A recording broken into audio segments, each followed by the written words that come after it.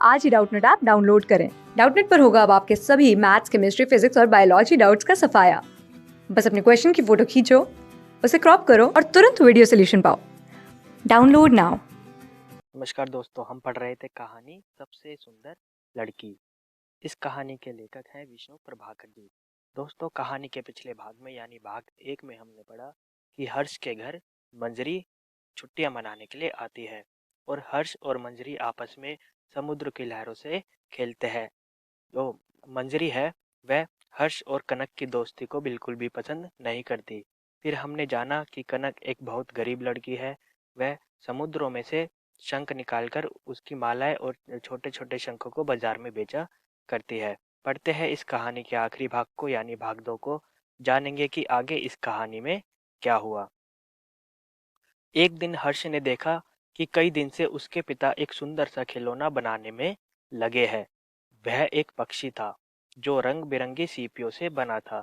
वह देर तक देखता रहा, फिर पूछा, बाबा, यह किसके लिए बनाया है? एक दिन क्या हुआ? एक दिन हर्ष ने देखा कि कई दिनों से उसके पिताजी एक सुंदर सा खिलौना बना रहे हैं। फिर जो खिलौना वह बना रहे थे वह एक पक्षी का खिलौना था जो रंग बिरंगी सीपियों से बना था। वह सीपियां समुद्रों से निकाली गई थी। फिर वह देर तक उस खिलौने को बनते देखता रहा। फिर अपने पिता को वह बाबा कहता है। फिर उसने अपने पिता से पूछा, बाबा, यह खिलौना तुम किसके लिए बना रहे हो? कलाकार ने उत्तर दिया यानी हर्ष के पिता, हर्ष के बाबा उत्तर देते हैं, यह सबसे सुंदर लड़की के लिए है। मंजरी सुंदर है ना? वह कहते हैं कि यह खिलौना मैं सबसे सुंदर लड़की यानी मंजरी के लिए बना रहा हूँ। अब वह क्यों बना रहे हैं, आइए जाने। 2 दिन बाद उसका जन्मदिन है। उस दिन तुम इस पक्षी को उसे भेंट में देना। वह कहते हैं कि मैं यह खिलौना मंजरी के लिए बना रहा हूँ क्योंकि 2 दिन बाद उसका जन्मदिन है। उस दिन तुम इस खिलौने को यानी इस पक्षी के खिलौने को उसे भेंट भेंट का अर्थ होता है उपहार, जिसे अंग्रेजी में गिफ्ट कहते हैं। वह कहते हैं हर्ष से कि तुम इस खुले खिलौने को उस मंजरी के जन्मदिन पर उसे गिफ्ट में देना। हर्ष की खुशी का पार नहीं था। बोला, हाँ हाँ बाबा, मैं यह पक्षी मंजरी को दूंगा।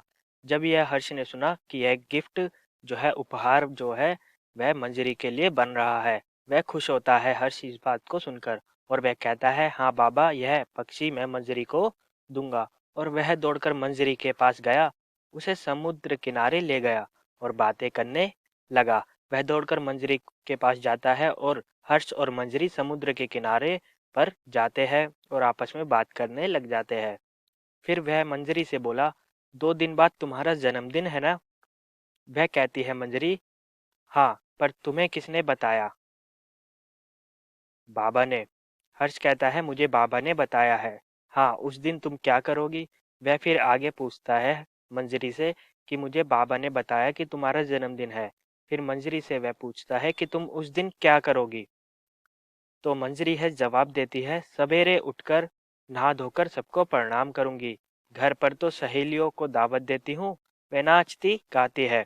यहाँ बताया गया है कि किस प्रकार जन्मदिन का जो दिन है वह कितना अहम होता है। यहाँ जो मंजरी है वह सुबह उठकर सब नहा धोकर सबको प्रणाम करेगी, नमस्कार करेगी। फिर वह कहती है कि यदि मैं घर पर होती अपने तो मैं अपने सहेलियों को दावत देती हूँ यानी पार्टी देती हूँ, और वह मेरी इस दावत में यानी मेरी इस पार्टी में नाचती और गाती है। और इसी तरह बातें करते करते वह ना जाने कब उठे और दूर तक समुद्र में चले गए। और वह दोनों आपस में इतनी बातें करते हैं कि उन्हें भी नहीं पता चलता कि वह कब उठे और दूर तक समुद्र में चलने लग जाते हैं। सामने एक छोटी सी चट्टान थी। चट्टान का अर्थ होता है पत्थर का एक बड़ा सा टुकड़ा। सामने उन्होंने देखा कि एक छोटी सी चट्टान है।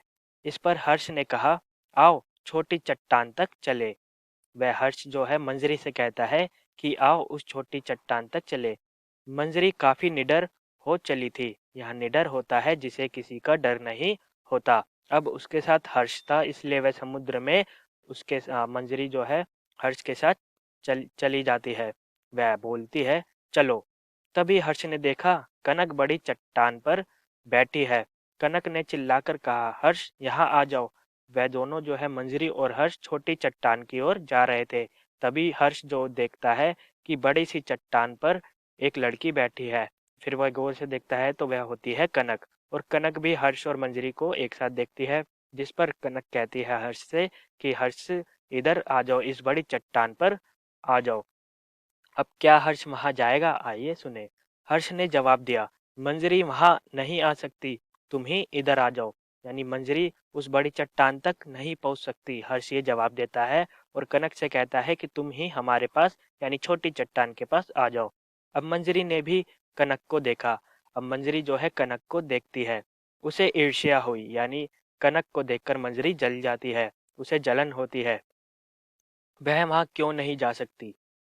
वह क्या उससे कमजोर है? वह हर्ष से कहती है कि वह भी यानी मंजरी भी उधर बड़ी चट्टान तक जा सकती है, वह कोई कमजोर लड़की थोड़ी ना है। वह यह सोच ही रही थी कि उसे एक बहुत सुंदर शंख दिखाई दिया। मंजरी अनजाने ही उस ओर बढ़ी। वह सोचते सोचते देखती है कि एक बड़ा सा शंख, सुंदर सा शंख उसे दिखाई देता है, और वह उस शंख की ओर चल पड़ती है। और इस बात का पता ना हर्ष को होता है और ना ही कनक को। तभी एक बड़ी लहर ने उसके पैर उखाड़ दिए और वह बड़ी चट्टान की दिशा में लुढ़क गई। तभी एक बड़ी सी लहर मंजरी की तरफ आती है और उसको अपने साथ बड़ी चट्टान की ओर धकेल कर ले जाती है। अब जो बड़ी लहर है समुद्र की, वह क्या करेगी मंजरी के साथ, आइए देखे। उसके मुंह में खारा पानी भर गया। मंजरी के मुंह में समुद्र का खारा पानी भर जाता है। समुद्र का जल होता है खारा। उसे होश नहीं रहा, यानी मुंह में पानी चला गया था उसके मंजरी के, इसलिए उसको होश नहीं रहता है। यह सब आनन फानन में हो गया। आनन फानन अर्थात एकदम से हो गया। हर्ष ने देखा और चिल्लाता हुआ वह उधर बढ़ा। तभी एक और लहर आई और उसने उसे मंजरी से दूर कर दिया। वह मंजरी को देखता है कि मंजरी अब बह रही है और वह बेहोश हो चुकी है। तभी हर्ष मंजरी की तरफ जाता है। तभी एक लहर और आती है और हर्ष को भी अपने साथ ले जाती है, यानी हर्ष और मंजरी अब दूर दूर हो चुके हैं। अब हर्ष को तो तैरना आता है, लेकिन मंजरी जो बेहोश पड़ी है उसका आगे क्या होगा, आइए जाने। अब निश्चित था कि मंजरी बड़ी चट्टान से टकरा जाएगी। अब ऐसा लग रहा था सबको कि जो मंजरी है वह बहकर बड़ी चट्टान से टकरा जाएगी। परंतु उसी क्षण, उसी समय कनक उस क्रुद्ध लहर और मंजरी के बीच कूद पड़ी और उसे हाथों में थाम लिया। कनक उसी समय क्रुद्ध अर्थात गुस्सैल लहर और मंजरी के बीच में कूद पड़ती है। वह बड़ी चट्टान पर थी। उसने देखा कि मंजरी बह रही है। वह मंजरी को बचाने के लिए उस बड़ी क्रोध गुस्साई लहर में कूद पड़ती है और उसने मंजरी के हाथ को थाम लिया, यानी वह मंजरी को बचा लेती है। दूसरे ही क्षण तीनों छोटी चट्टान पर थे, यानी अब वह तीनों छोटी चट्टान पर जाकर मिलते हैं। कुछ देर हर्ष और कनक ने मिलकर मंजरी को लिटाया, छाती मली, पानी बाहर निकाला। अब मंजरी तो बेहोश पड़ी थी। अब जो हर्ष है और कनक है उन्होंने क्या किया, उन्होंने पहले कनक को लिटाया, फिर उसकी छाती को मला और जो उसके शरीर में खारा पानी चला गया था उसको बाहर निकाला। उसने आंखें खोलकर देखा, उसे जरा भी चोट नहीं लगी थी, पर वह बार बार कनक को देख रही थी। उसने आंखें खोलकर देखा कि मंजरी को बिल्कुल भी चोट नहीं आई है। मंजरी ने अपने आप को देखा कि उसे बिल्कुल भी चोट नहीं आई और वह बार बार कनक को देखे जा रही थी। अब कनक को क्यों देखे जा रही थी, आइए जाने। अपने जन्मदिन की पार्टी के अवसर पर वह बिल्कुल ठीक थी। अब उसका जन्मदिन था और वह अपनी जन्मदिन की पार्टी के अवसर पर अब बिल्कुल ठीक थी। उसने सब बच्चों को दावत पर बुलाया। सभी उसके लिए कुछ ना कुछ लेकर आए थे। यानी जब पार्टी होती है, बर्थडे पार्टी होती है, तो जो सभी साथी है हमारे, वे हमारे लिए कुछ ना कुछ गिफ्ट लेकर जरूर आते हैं। और यहाँ भी मंजरी के लिए, मंजरी ने जिस जिस को बुलाया था, वह सभी बच्चे मंजरी के लिए कुछ ना कुछ लेकर आते हैं उपहार में। सबसे अंत में कलाकार की बारी आई। उसने कहा, मैंने सबसे सुंदर लड़की के लिए सबसे सुंदर खिलौना बनाया है। सब गिफ्ट दे देते हैं, तो सबसे लास्ट में, सबसे अंत में कलाकार की बारी आती है। अब कलाकार अपना अपना उपहार, अपना पक्षी जो उसने बनाया है खिलौने का, वह उपहार देते हुए कहता है कि मैंने सबसे सुंदर लड़की के लिए सबसे सुंदर खिलौना बनाया है। आप जानते हैं वह लड़की कौन है? वह है मंजरी। यानी सबसे सुंदर लड़की कौन है इस कहानी की? मंजरी। सबने खुशी से तालियां बजाई। हर्ष अपनी जगह से उठा और बड़े प्यार से वह सुंदर खिलौना उसने मंजरी के हाथों में थमा दिया। मंजरी बार बार उस खिलौने को देखती और खुश होती। अब सब तालियां बजा रहे थे क्योंकि जो सबसे सुंदर खिलौना था वह मंजरी को दिया जा रहा था।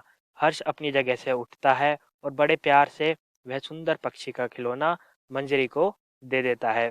जो मंजरी है वह बार बार उस सुंदर खिलौनों को देखकर खुश हो रही थी। तभी क्या हुआ? तभी क्या होता है, आइए जाने। मंजरी अपनी जगह से उठी। उसके हाथों में वही सुंदर पक्षी था। वह धीरे धीरे वहां आई जहां कनक बैठी थी। यानी यहाँ बताया गया है कि किस प्रकार मंजरी अपनी जगह से उठती है और उसके हाथ में वह सुंदर पक्षी का खिलौना था। वह धीरे धीरे सुंदर पक्षी के खिलौने को लेकर कनक के पास जाती है। अब कनक के पास क्यों गई, आइए पता करें। उसने बड़े स्नेह भरे स्वर में उससे कहा, यानी जो मंजरी है वह बड़े प्यार से स्नेह भरे स्वर से कनक को कहती है, आइए जाने क्या कहती है। यह पक्षी तुम्हारा है, सबसे सुंदर लड़की तुम ही हो। जो मंजरी है वह कनक को पक्षी देते हुए कहती है कि यह पक्षी, यह सुंदर पक्षी तुम्हारा है और इस जगह की सबसे सुंदर लड़की कौन है? वह कनक है। यानी मंजरी अब जो कनक से ईर्ष्या करती थी, जलन महसूस करती थी, जिसे हर्ष और कनक की दोस्ती बिल्कुल भी पसंद नहीं थी, अब वह कह रही है कि जो सबसे सुंदर लड़की है वह कनक है। और वह कनक को मंजरी जो है कनक को अब अच्छी लगने लग जाती है। आइए जाने आगे क्या हुआ। और एक क्षण तक सभी अचरज से दोनों को देखते रहे और एक पल तक सभी आश्चर्य, अचरज का अर्थ होता है आश्चर्य से दोनों को देखते रहे, क्योंकि सब ऐसा समझते थे कि जो जो मंजरी है वह कनक को बिल्कुल भी पसंद नहीं करती। लेकिन यह सब देख रहे थे कि जो मंजरी है वह कनक को अपना तोहफा दे रही थी और उसे कह रही थी कि सबसे सुंदर लड़की तुम ही हो। फिर जब समझे तो सभी ने मंजरी की खूब प्रशंसा की। यानी जब सभी ने समझ लिया कि वह ऐसा क्यों कर रही है, क्योंकि कनक ने मंजरी की जान बचाई थी और सभी ने खूब प्रशंसा मंजरी की। कनक अपनी प्यारी प्यारी आंखों से बस मंजरी को देखे जा रही थी और दूर समुद्र में लहरें चिल्ला चिल्ला कर उन्हें बधाई दे रही थी। जो कनक है वह अपनी प्यारी प्यारी आंखों से बस मंजरी को देखे जा रही थी और जो दूर समुद्र में लहरें हैं वह चिल्ला चिल्ला कर मंजरी को बधाई दे रही थी उसके जन्मदिन की। तो दोस्तों यह थी कहानी सबसे सुंदर लड़की। इस कहानी के माध्यम से हमने जाना कि समुद्री लोग किस तरह अपना जीवन यापन करते हैं और हमने इस कहानी के पात्रों यानी हर्ष, मंजरी और कनक के बारे में जाना कि छोटी उम्र होने के बावजूद वह कितने समझदार है। हर्ष हमें बताता है कि यदि तुम किसी कार्य में कुशल हो, परिश्रमी हो, तो समुद्रों की लहरों जैसी कठिनाइयों को भी आसानी से पार कर लोगे। और कनक हमें बताती है कि यदि हम चाहे तो अपने घर खर्च में अपना हाथ बटा सकते हैं। और मंजरी हमें बताती है कि सुंदरता सिर्फ शारीरिक सुंदरता नहीं होती, दूसरों के प्रति सादर भाव, प्रेम भाव और उनकी मदद करना ही सबसे बड़ी सुंदरता है। तो दोस्तों यह थी कहानी सबसे सुंदर लड़की। धन्यवाद। क्लास 6 से 12 से लेके नीट, IIT, जेई मेंस और एडवांस के लेवल तक 10 मिलियन से ज़्यादा स्टूडेंट्स का भरोसा। आज ही डाउनलोड करें डाउटनेट ऐप या व्हाट्सएप कीजिए अपने डाउट्स 8400 400 400 पर।